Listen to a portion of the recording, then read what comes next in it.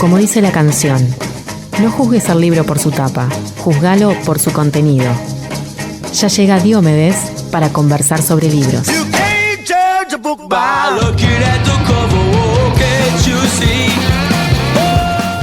Síndrome de Diomedes.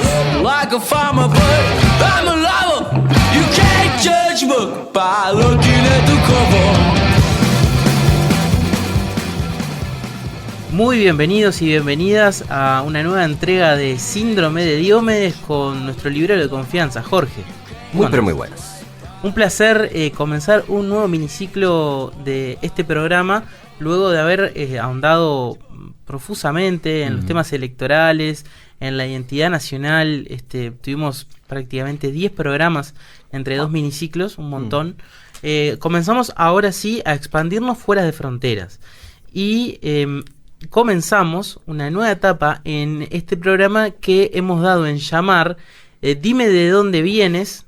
Bueno, mejor dicho, dime dónde vives. Así prometo que la próxima me la anoto en un cuadernito. Sí, bien. Dime dónde vives y te diré cómo eres.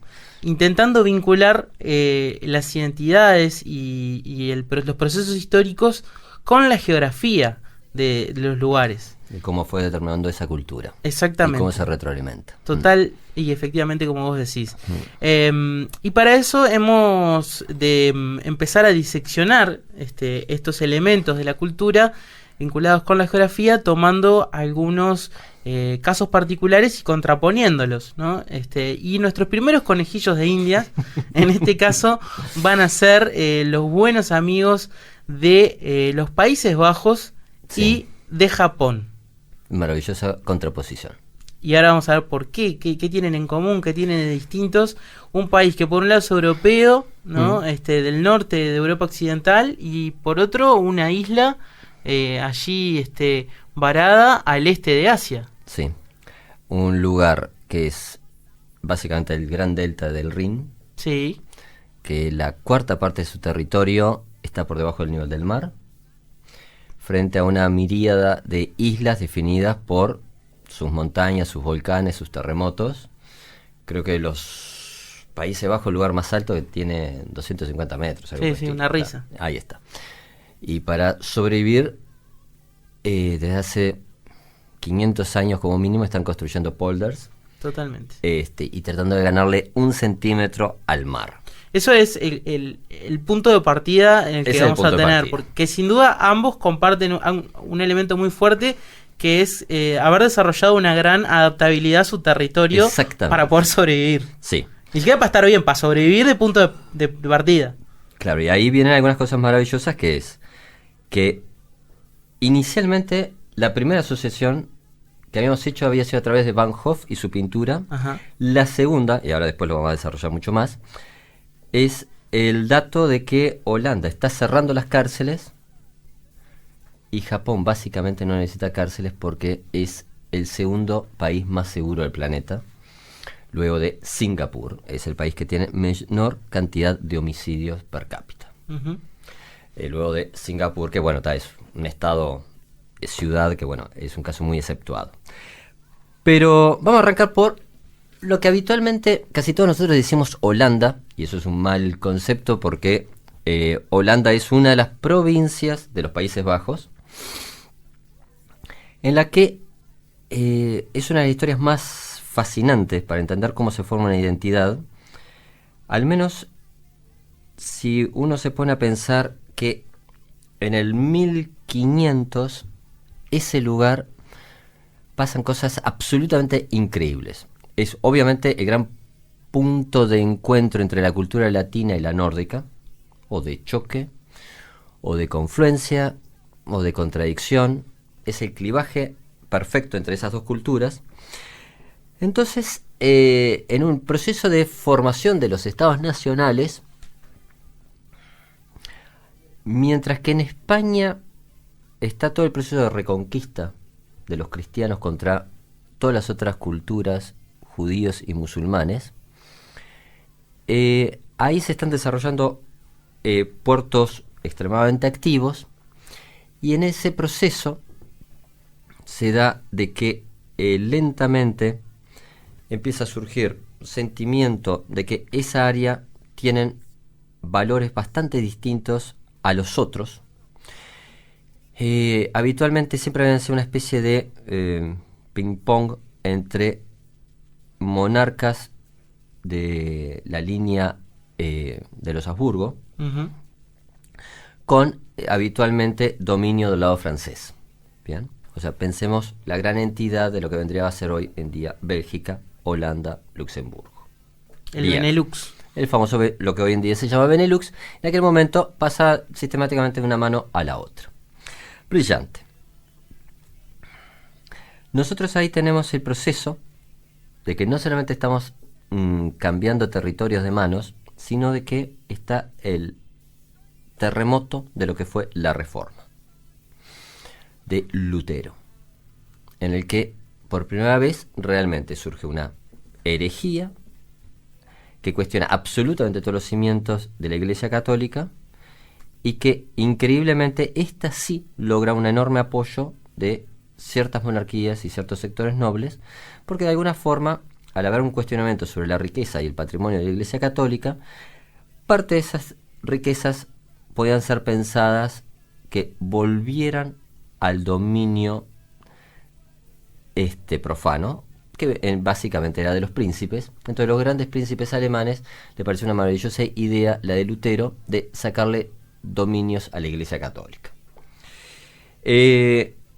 Los Países Bajos quedan absolutamente fracturados. Hay un área católica, hay un área protestante, y es en esos años que surge a su vez uno de los intelectuales más emblemáticos de su tiempo, que es Erasmo de Rotterdam.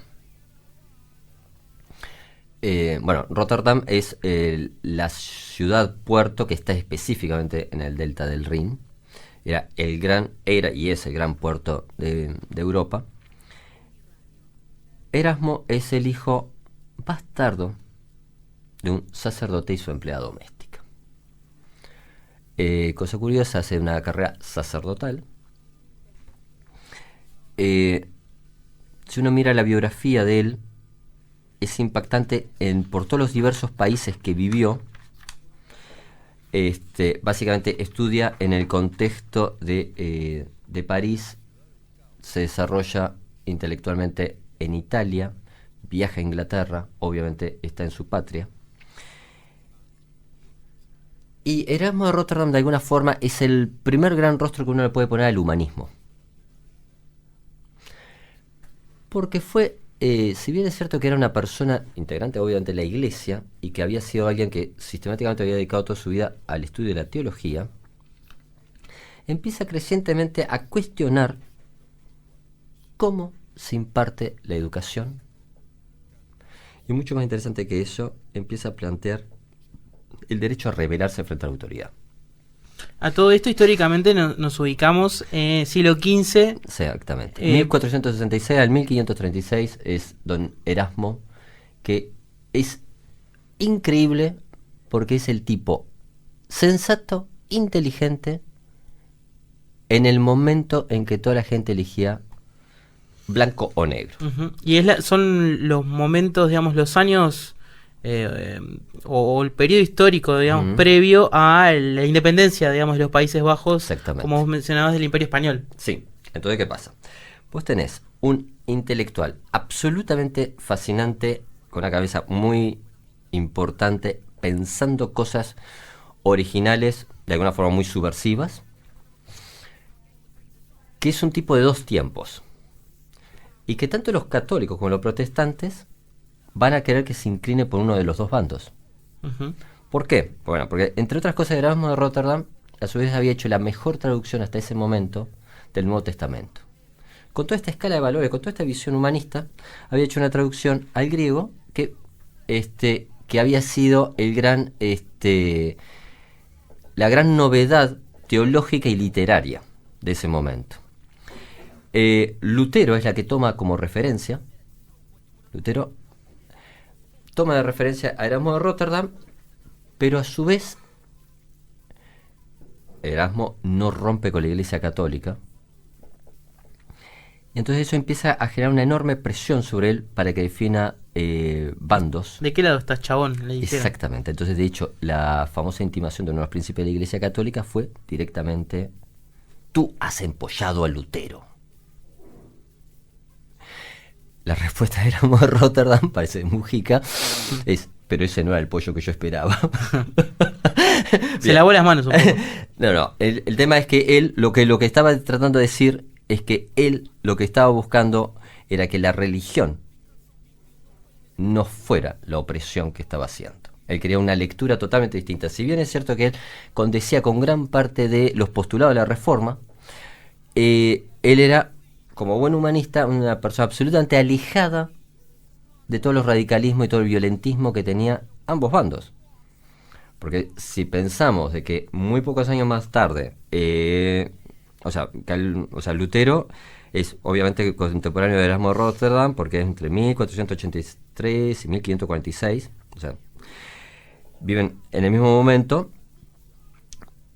Prácticamente una generación siguiente es Calvino, 1510-1564, y Calvino es de alguna forma, yo te diría, el rostro no amable del totalitarismo. Uh-huh. Esto obviamente me está complicando el pasaporte para el próximo vez que vaya. Pero bueno, Calvino... Y tal vez la financiación de la librería por parte de algunas iglesias, ¿no? Claro, exactamente. El hecho concreto es que Calvino preconiza una visión extremadamente dura de la predestinación, de que todo es básicamente pecado, de que la risa es de alguna forma una incitación al demonio. Entonces, nada más alejado del espíritu de un Erasmo de Rotterdam que el calvinismo. El hecho concreto es que eso es lo que se va crecientemente imponiendo en toda la franja protestante. Pero por otro lado, mientras tanto, en España, unos pocos años antes, en 1492, no solamente había salido Colón, sino que en esos mismos meses se realiza el famoso edicto de intolerancia de los reyes católicos frente a las otras religiones. Bien, esto va a tener un sinnúmero de implicancias.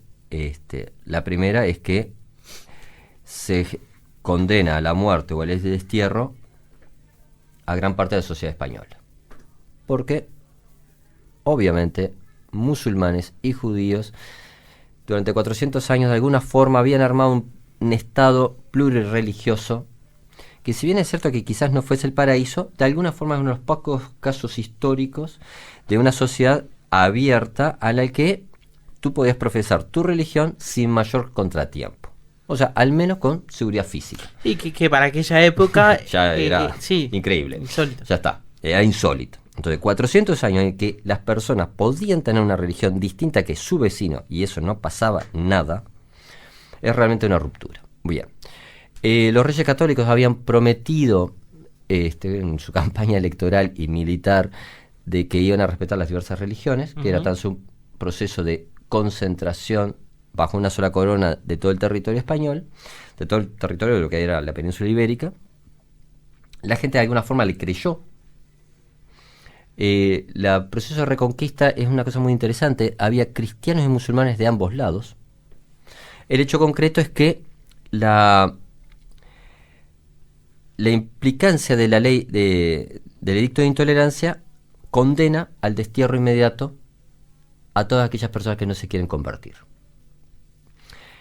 Ahí es que surge la famosa expresión de marranos, que son tanto los judíos como los musulmanes, que frente a la opción de la muerte o el exilio, bueno, la tercera opción era convertirte al catolicismo. Entonces, bueno, muchos dijeron, bueno, está bien, ¿cómo es el asunto? Hay que irlo domingo, me dijiste, ¿a dónde? A la misa. Bueno, no es tan grave, ¿cuánto dura la misa? 1 hora. Bien, y ya está, y con esto sigo trabajando aquí, sigo teniendo mi familia y no pasa nada. No pasaría nada. Bien. Luego la letra chica empezó a implicar de que, por supuesto que sí pasaban algunas cosas.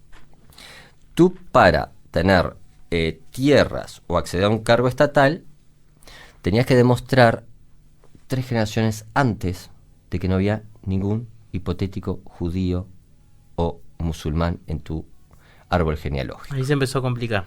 Sí. Es necesario acotar, porque esto es uno de estos datos absolutamente relevantes para entender el proceso de larga duración de cómo es la historia de la humanidad, de que este edicto pavoroso, porque no existe otro adjetivo, fue copiado a título expreso, copy-paste, por lo que se llamó la ley de Nuremberg. O sea, los nazis lo único que hicieron fue copiar el edicto de intolerancia de los reyes católicos. Esto sí es un dato relevante por lo pavoroso, ¿no? Y creo que así hay que tenerlo claro. Sí, ahí sería un dime quién te copió y seguiré. Exactamente, ¿cuáles son tus fuentes bibliográficas? Sí. Muy bien. El hecho concreto es que en ese proceso de estampida de miles de personas de España, gran parte de las familias judías, de que lo que se llama judíos sefaradíes, muchos emigraron directamente a lo que es Esmirna, Salónica, o sea, que hoy en día vendría a ser Turquía y Grecia. Pero en realidad la mayoría emigraron hacia Portugal, que en última instancia estaba cruzando la frontera, no era tan complicado. Es ahí que una familia de comerciantes se van, pero tienen tan mala suerte, porque otro adjetivo no existe, que en los procesos de unificación de las coronas europeas, unos 80 años más tarde, aquí que la corona de Portugal cae en las manos de católicos fundamentalistas que implementan la misma edicto. Bueno, ¿a dónde huir? Bueno, esa familia huye a Ámsterdam, al igual que cientos de miles de judíos de origen sefaradí huyen hacia ese lugar. ¿Por qué huyen a ese lugar? Bueno, porque era uno de los pocos lugares de Europa en el que, si bien es cierto que había una eterna pulsión entre católicos y protestantes, la comunidad judía de alguna forma era, históricamente se había afincado y era relativamente tolerada y no era perseguida directamente como sí, por ejemplo, lo era en Francia. Claro, porque me había olvidado de decirte algo mucho más divertido o trágico, para tener la perspectiva. Los reyes católicos, el edicto de intolerancia en 1492 y en el 1350, los franceses ya habían tenido la misma idea, sin tanta barniz jurídico, los habían echado a todos. ¿Y a dónde se habían ido? Hacia España. Muy bien. 80 años más tarde, los portugueses hacen exactamente lo mismo, echan a los judíos. ¿A dónde se van? Bueno, a lo que hoy en día vendría a ser los Países Bajos. Todo este periplo que te acabo de describir de una familia es porque ese es el árbol genealógico de un filósofo absolutamente increíble que es Baruch de Spinoza. A ver, no lo tenía. Bueno, Spinoza, esto es fascinante porque es lógico que no lo tengas, porque Spinoza hasta, yo te diría que el siglo XIX básicamente fue un desconocido. O sea que fue un descubrimiento tardío. Sí, porque Baruch de Spinoza logró un extraño récord en la humanidad, que fue ser vilipendiado y perseguido por todos a la vez. Lo pavoroso, o sea, lo que realmente a mí sí me pone nervioso, es que vos lees Spinoza y lo que uno va tratando más o menos de entender, a uno le parece tan lógico, tan llano, tan simple, tan humano, que lo que me pone muy nervioso es que coincidir tanto con Baruch de Spinoza. Bien, Spinoza junto con Leibniz y Descartes son de alguna forma las grandes cabezas racionalistas. Eso es el primer gran titular. El siguiente titular sería que sería para realmente un seminario en filosofía. Yo durante muchísimos años di por sentado y por acostado que Baruch de Spinoza era panteísta. Bueno, parece que no lo es, que en realidad había otro concepto. Básicamente lo que hizo Baruch fue cuestionar la dualidad alma-cuerpo, y mucho más interesante, cuestionar el concepto de Dios separado de la naturaleza. Ujú. De algún modo, lo que él tenía una visión deísta, de algún modo, era que la naturaleza activa es Dios. Por ende, todo lo que nosotros tenemos a nuestro alrededor es Dios. De hecho, nosotros también. Claro. Esto que vos decís, bien, ¿y cuál es el problema? Bueno, parece que en aquella época las sutilezas teológicas Sí. eran realmente complejas. Sí, no estaban muy adeptos a traer nuevas ideas, ¿no? Exactamente. Entonces, en algo absolutamente maravilloso que puede llevar a un montón de conclusiones básicamente radicalizadas sobre lo que son las religiones monoteístas. A la joven edad de 23 años, había fallecido ya el padre de Spinoza, y él, como por respeto hacia su padre, básicamente se ahorraba la mayor parte de sus opiniones. Había escrito algunas cosas básicamente en la línea racionalista, pero eso básicamente no estaba afectando demasiado. Pero la parte teológica recién la empieza a hacer pública cuando fallece su padre. Y de aquí que los rabinos de la comunidad sefaradí de Ámsterdam, que eran a su vez bastante más liberales que los askenazíes, que eran los dominantes, se lo toman bastante a mal, lo suficiente para que yo sepa, creo que es el único caso, al menos el único caso que yo sé, lo excomulgan. Ahora bien, ¿cómo es que los comulgaron? Con un anatema. ¿Qué es eso, Jorge? Bien, esto es fabuloso. El texto del anatema con el cual la comunidad sefaradí expulsa a Baruch de Spinoza de su comunidad, con todo lo que implica para un judío eso, dice tan solo: con el juicio de los ángeles y la sentencia de los santos, anatemizamos, execramos, maldecimos y expulsamos a Baruch de Spinoza, consintiéndole la totalidad de la sagrada comunidad en presencia de los libros sagrados, con los 613 preceptos allí escritos, pronunciando contra él la maldición con que Eliseo maldijo a los niños, y todas las maldiciones escritas en el libro de la ley. Que sea maldito de día y maldito de noche. Que sea maldito en su reposo y maldito en su velada. Maldito al entrar y maldito al salir. Que Dios no lo perdone, ni lo reconozca nunca más. Que la ira del Señor arda en adelante contra este hombre, lo carguen con todas las maldiciones escritas en el libro de la ley y borren su nombre de la tierra. Que el Señor lo segregue para el mal de todas las tribus de Israel, lo cargue con todas las condenas del firmamento, y que todos vosotros, obedientes al Señor nuestro Dios, seáis salvos ese día. Por la presente, entonces quedáis advertidos de que nadie converse con ese hombre con palabra alguna. Nadie tenga comunicación con él con palabra alguna. Nadie tenga comunicación por él por escrito. Nadie le haga servicio alguno, nadie reciba bajo el mismo techo, ni se aproxime a menos de 4 codos de distancia, y nadie lea documento alguno dictado por él o escrito de su mano. Estaba en Ámsterdam en 1656, en víspera de Yom Kippur, para que permanezca aquí y a la vista de todos durante 100 años. Chao. Qué lindo irte así maldecido con un documento formal que lo acredite, ¿no? Sí, De última, sí. Para alguien que estaba bastante en contra del modelo religioso establecido, era casi que un orgullo.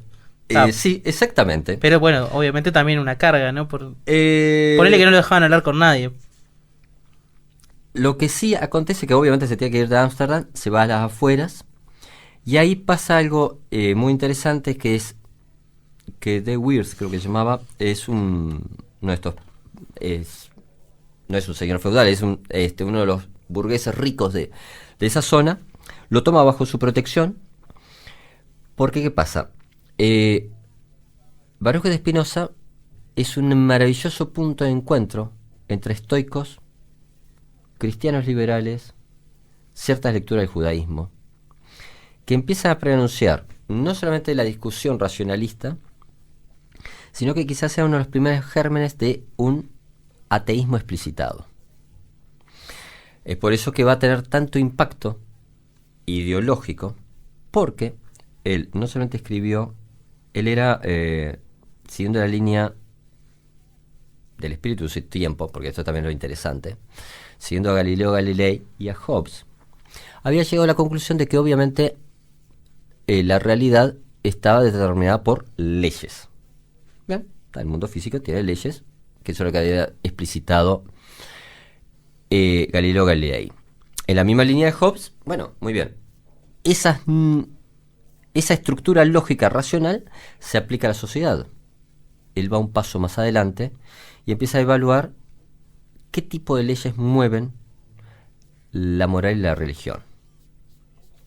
Entonces empieza a sospechar de que los valores que nos damos los seres humanos en realidad podrían tener un origen absolutamente arbitrario. O sea, es una de las primeras construcciones sobre el sistema cultural. Claro.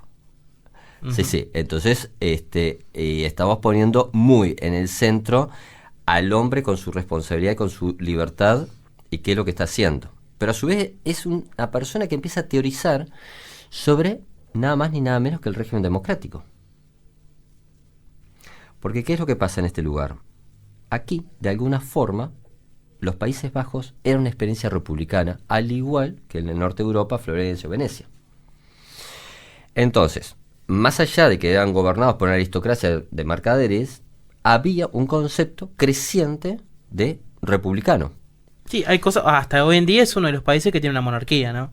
Sí, sí, claro, hoy sí, pero nada más que cosa curiosa, en aquel momento ellos eran una república. Sí. La monarquía se establece después de las invasiones napoleónicas, o sea, no las invasiones napoleónicas, cuando la Revolución Francesa anexan toda esa área y ahí, después Napoleón, de alguna forma, deja puesta una monarquía, pero es en 1812 más o menos. Bastante más adelante. Exactamente.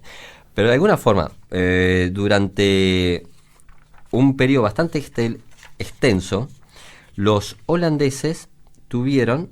Mira, los neerlandeses, mira, si no te estás contradiciendo. Sí, bueno, no, porque aparte era la República de Nederland. Ajá. Era entre el 1580 y el 1795 los tipos tuvieron una república. Bien. Entonces, Baruch Spinoza empieza a teorizar hasta cómo tiene que ser esa democracia y cuál tiene que ser el rol, por ejemplo, de la mujer en esa democracia. Uh-huh.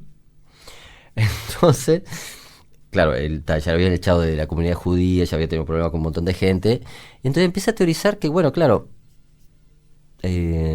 sí, la república tiene que ser una democracia, tiene que ser el gobierno de los hombres. ¿Por qué las mujeres no?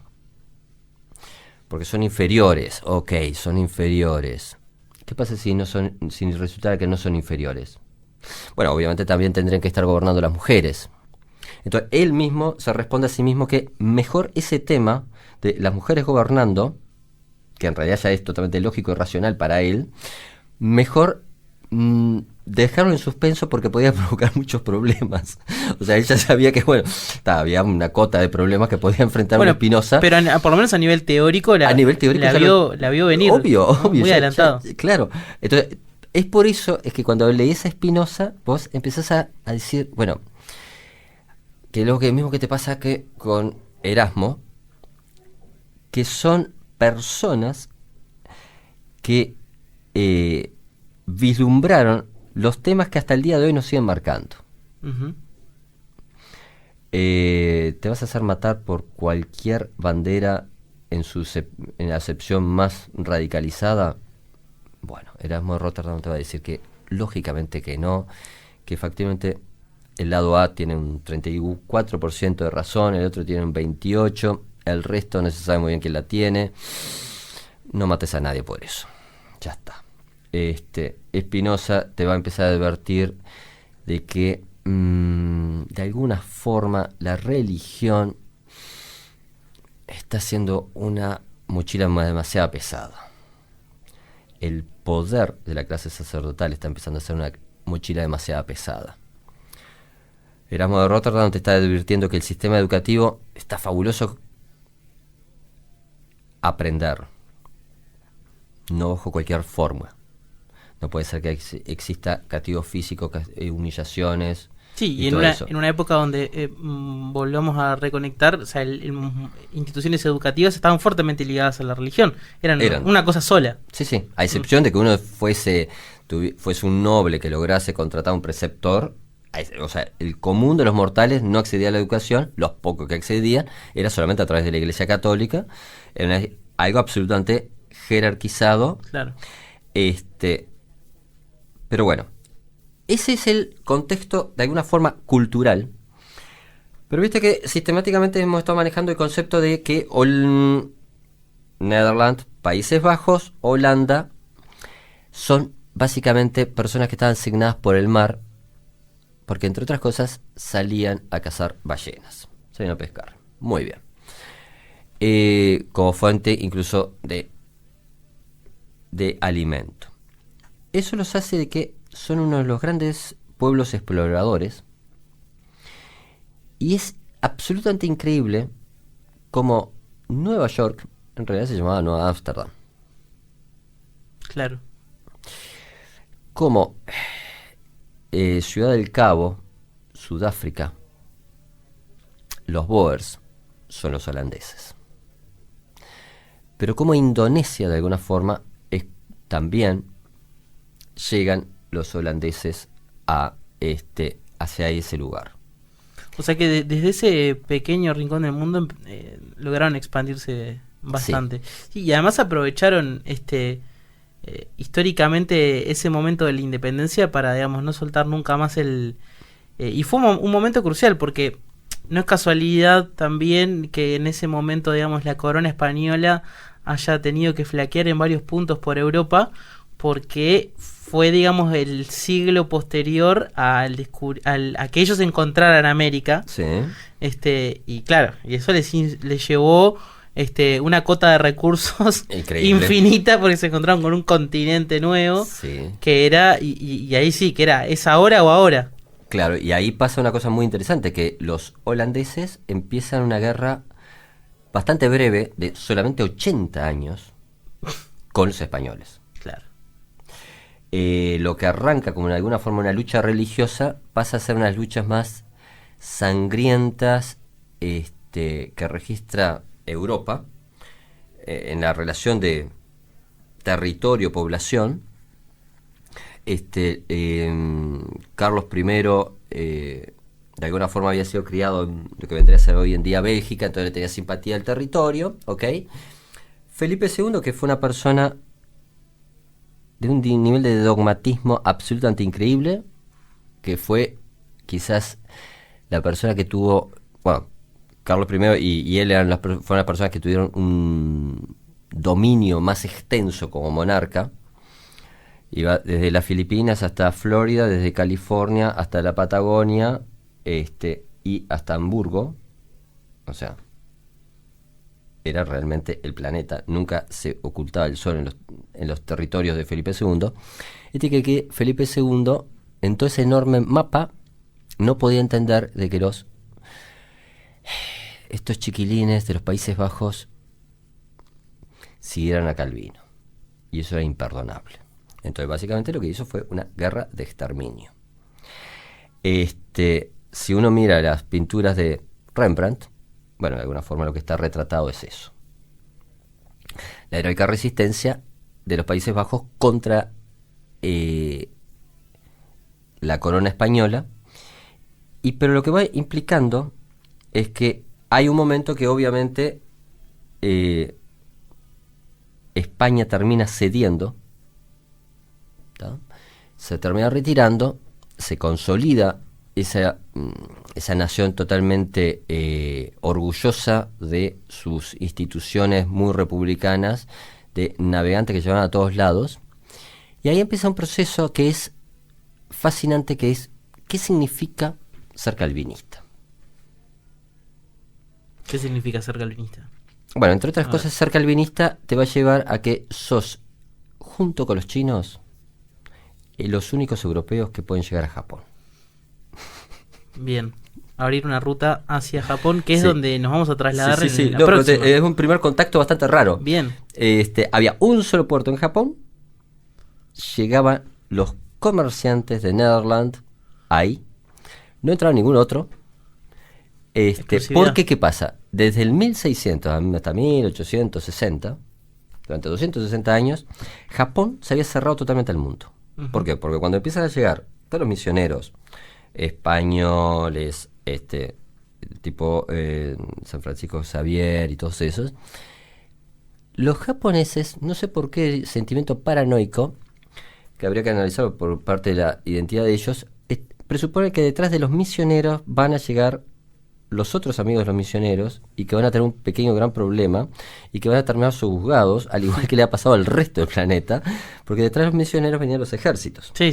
Cuando empezaban a surgir las polémicas teológicas, básicamente, para liquidar el problema teológico se te quedaban con el país. Entonces, bueno, los japoneses trataron de una solución distinta para un problema que tenía el resto de los países, y fue, básicamente, acá no entra más nadie.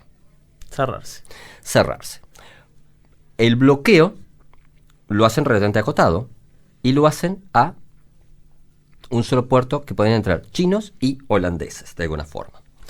Eso, primer punto que decís, ¿para qué capacidad que tienen estos tipos de llegar a cualquier lugar que los otros no estaban llegando? Y eso nos lleva a plantearnos qué era el calvinismo en la práctica.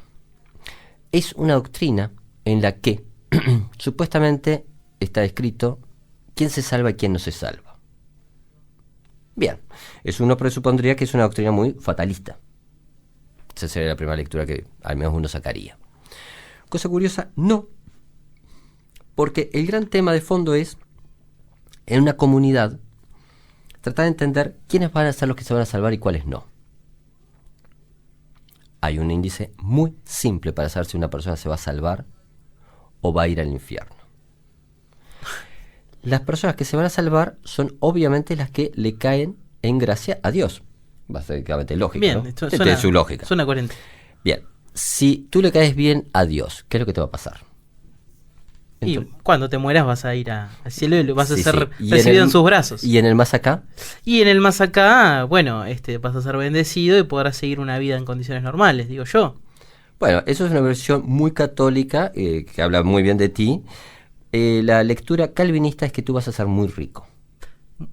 Bueno, pero en realidad, ¿cuándo? Porque no, en el más acá. En el más acá sí, pero también hay como una cuestión de aceptación del sufrimiento, ¿no? Bastante... No, pero eso es mucho más del lado católico. No, del lado protestante, en la lectura calvinista, Uh-huh. Si tú eres digno a los ojos de Dios, vas a ser bendecido en términos explícitos. Entonces, en términos explícitos, bueno, vas a tener una linda familia, vas a tener hijos, toda esa historia. Y antes que nada, vas a ser reconocido por tu comunidad, por tus logros, y vas a tener mucho dinero. Bien. Siguiente punto. Como la reconciliación, si tú cometes algún extraño pecado, que a veces a uno le pasa, ya no hay que recurrir al sacerdote, ni obviamente a la Iglesia Católica. En todo caso, le preguntas al pastor qué te parece si hago tal cosa. Pero básicamente la reconciliación es un acto absolutamente individual. Queda solamente tu conciencia para registrar cómo es que tú recibiste las bendiciones de Dios y cómo fue que te enriqueciste. O sea, traducido al criollo que le decían en mi barrio, no importa cómo hagas el dinero, porque si tú haces dinero, quiere decir que estás bendecido. Bien. Esto, Max Weber escribió algunos tomos muy interesantes sobre la ética del protestantismo y el surgimiento del capitalismo. Y en los holandeses, eso implicó de que fueron de la gente más temeraria en los procesos de colonización y quizás más salvaje en los procesos de colonización. Vengo inmunizado, vengo bendecido y... Si tú volvías lleno de especies de oro, tan solo paga los tributos, dale gracias a Dios. No importa la tecnología Uh-huh. con la que tú hubieses acumulado esa riqueza.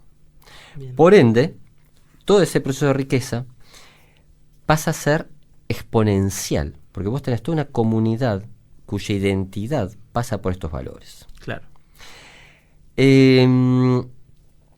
ahí tendremos que reconectar en el próximo episodio Sí. el encuentro con Japón, ¿te parece? No, lo que vamos a hacer es quizás una introducción para vender una excursión a un lugar de Ámsterdam, que es el Rijksmuseum, que es el único museo, al menos lo que yo conozco, de Europa, que realmente te cuenta la verdad. Bien. Y eso tiene mucho que ver, porque después vamos a plantear qué es la verdad y qué es la mentira para un japonés. De mientras, ¿qué bibliografía nos puedes ir recomendando y de Bueno. la cual basamos algo de lo que estábamos conversando? Mira, este maravilloso librito del que saqué la historia del anatema de Baruch de Spinoza, se llama Estirpe, de Jorge León Otero, un autor uruguayo, que lo que hizo fue, a partir de analizar su proceso genealógico, bueno, había unos parientes sefaradíes, y entonces se puso a estudiar cómo se da todo ese proceso de las continuas persecuciones y cómo se daba. Ujú. Después hay un libro que es una bendición, que se llama Elogio de la locura, de Erasmo de Rotterdam. Y luego hay varios textos de Spinoza, pero la ética y el Tractatus Politicus, Teológico Politicus, son de alguna forma los textos claves. La mayor parte de la obra de Spinoza fue editada en forma póstuma, porque él no quería seguir teniendo más problemas. Déjame tranquilo. O sea, obviamente. Entonces, en función de todo eso, fue que la mayor parte de su obra se conoció bastante en forma más tardía, y es por eso que recién el impacto intelectual fue básicamente el gran escritor subversivo que tuvo aquella época. Mientras tanto que Erasmo de Rotterdam era reconocido por toda Europa, Baruch fue el soterrado. Claro. Ambos en los Países Bajos. ¿Y sabéis qué libro me va a permitir recomendar yo? Muy bien. 20.000 leguas de viaje submarino. Mira qué bien. Vos hablaste de los cazadores de ballenas. Y ahí hay un guiño muy claro. El cazador de ballenas en 20.000 leguas de viaje submarino es Ned Land. Netherland. Ah, mira qué bueno. Entonces, ahí está como el chiste, ¿no? Toma, te encasillamos, si sos holandés, sos cazador de ballenas. Así que tenemos que nuestro cazador de ballenas se tiene que llamar que no sabía. Ned Land. Mira qué bien. Y ¿qué hacen los cazadores de ballenas? Están muy acostumbrados a tener que, además, moverse entre las olas, ¿no? Algo que es fundamental. Y si algo que se llama moverse entre las olas es Moving Waves, justamente, el disco del año 1971 de la banda Focus, que vos me trajiste a la memoria. Sí. Hace mucho tiempo que no lo escuchaba, y vamos a viajar entonces, como les decía, hasta 1971 para escuchar el tema clásico, ¿no? de Focus, que es Hocus Pocus, un delirio de rock progresivo, con una voz increíble, que bueno, nos va a acompañar por un ratito en el cierre de este síndrome de Diomedes, que bueno, como ya les comentábamos, vayan preparando las maletas para un viaje largo, porque vamos a tener que marcar el pasaporte rumbo a Japón para seguir hablando de identidad y geografía. Jorge, un gustazo como siempre. Muchas gracias a ti. Hasta la semana que viene. Salud.